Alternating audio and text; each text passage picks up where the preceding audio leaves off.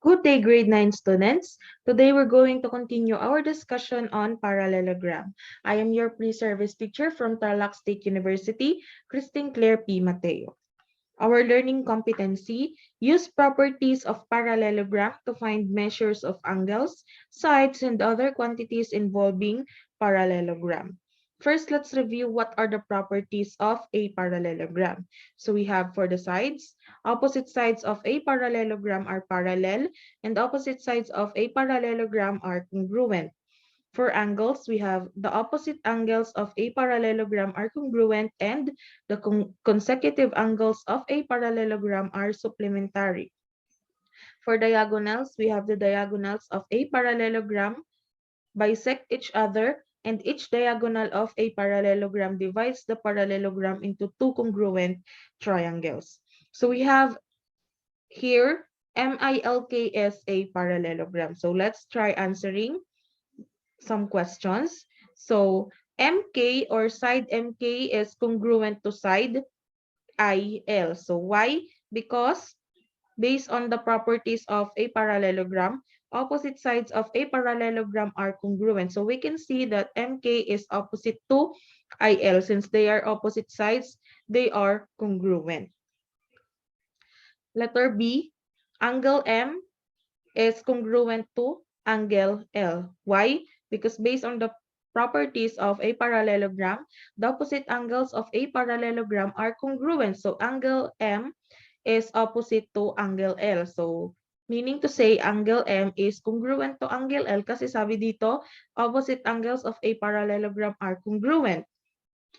So letter C, angle M plus angle I is equal to 180 degrees. Why? Because based on the properties of a parallelogram, the consecutive angles of a parallelogram are supplementary. So meaning to say, we have here consecutive angles. So consecutive angles are angle M and angle I. So kapag pinag-add natin yung measurement ng dalawang angle na to, it will be equal to 180 degrees. Kaya angle M plus angle I is equal to 180 degrees. Letter D, angle L plus angle blank is equal to 180 degrees. Balikan natin yung property na ginamit natin kanina.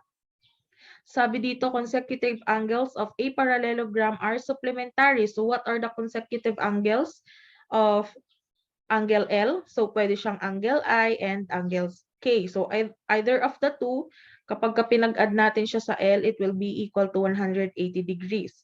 So for instance, ang ginamit dito angle K, pero pwede rin naman angle I. So angle L plus angle K is equal to 180 degrees. So yun, same reason. So triangle MIL is congruent to triangle MKL. Bakit? Because each diagonal of a parallelogram divides the parallelogram into two congruent triangles. So for this situation, diagonal ML divides parallelogram MILK into two congruent triangles, and the two congruent triangles are triangle MIL and triangle MKL. So KO is, or line segment KO is congruent to line segment OI. Why? Because the diagonals of a parallelogram bisect each other. So diagonal ML bisects diagonal KI. Kaya naging KO is congruent to OI. Now let's proceed to problem number 1. So we have here parallelogram ABCD. Find the measurement of angle A, angle B, and angle D if x equals 2. So we have here angle C is equal to 55x plus 1. Since x is already given, let's just substitute the value of x in angle C. So angle C is equal to 55x plus 1. So we substitute the value of x. That would be 55 times 2 plus 1. So if we simplify, angle C is equal to 111. Why is it 111? Because 55 times 2 is equal to 110. 110 plus 1 is equal to 111.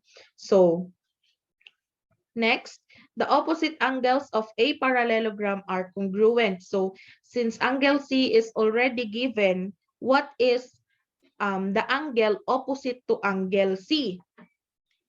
So, angle C is opposite to angle B. And based on the property na gagamitin natin, ang opposite angles of a parallelogram are congruent. So, if angle C is opposite to angle B, then they are congruent. Since angle C is already given, which is 111 degrees, we can conclude that angle B is also 111.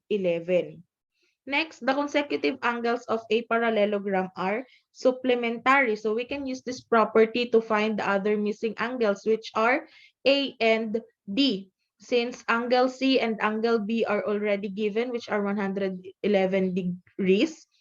So, yan. So we can say that angle C plus angle D is equal to 180 degrees. Since angle C is already given, or meron na tayong measurement for angle C, which is 111. Let's still substitute in our equation. That would be 111 plus angle D is equal to 180. So let's transpose 111 to the other side. That would be 180 minus 111. If you simplify, angle D is equal to 69. So, angle A is opposite to angle D. And sabi nga dito sa property na to, opposite angles of a parallelogram are congruent. Since they are congruent, since they are opposite, or since angle A and angle D are opposites, they are congruent. So, if angle D is 69, also the measurement of angle A is 69 degrees. Let's move on to our problem number 2. Find the measurement of all sides. So we have here for side C, 6x plus 5, side AB, 4x plus 8, side BD, 3x plus 8, and side CD, 5x plus 4. Ayan, opposite sides of a parallelogram are congruent, meaning to say, CA is congruent to DB and CD is congruent to AB. But first, let's solve for the measurement of CA and DB. Let's just equate the given. So 6x plus 5 for CA and 3x plus 8 for DB. So bakit natin siya inequal? Because ang sabi dito congruent, 'di ba? Ibig sabihin they have the same measurement. Ibig sabihin equal lang sila ng measurement. Pareho lang sila ng measurement. So, we just transpose yung 3x sa other side and 5x to the other side. That would be 6x minus 3x equals 8 minus 5. So, 6x minus 3x is equal to 3x and 8 minus 5 is equal to 3. So, we multiply 1/3 to the both sides. That would be x equals 1. Since x is already given, let's just substitute the value of x in our given inside CA. So 6x plus 5. So let's substitute the value of x. That would be 6 times 1 plus 5. If we simplify, 6 times 1 is equal to 6 plus 5, it is equal to 11. So CA is equal to 11. So sabi nga natin, di ba, opposite sides of a parallelogram are congruent. So if CA is 11, yan. Meaning to say, DB is also 11. So again, if CA is 11, DB is also 11. Let's move on to side CD and side AB. Again, let's just equate the given. 5x plus 4 is equal to 4x plus 8. Let's transpose 4x to the other side and 4 to the other side. That would be 5x minus 4x equals 8 minus 4. If you simplify, our final answer would be x minus 4 because 5x minus 4x is equal to x equals 8 minus 4 is equal to 4. Next, let's substitute the value of x in our given inside CD. That would be 5x plus 4. If we substitute, that would be 5 times 4 plus 4. So 5 times 4 is equal to 20 plus 4 is equal to 24. Since sabi natin opposite sides of a parallelogram are congruent, meaning to say side CD is congruent to side AB. So if the measurement of side CD is 24, if this is 24, meaning to say the measurement of AB is already 24. So that's all for today. Thank you and God bless.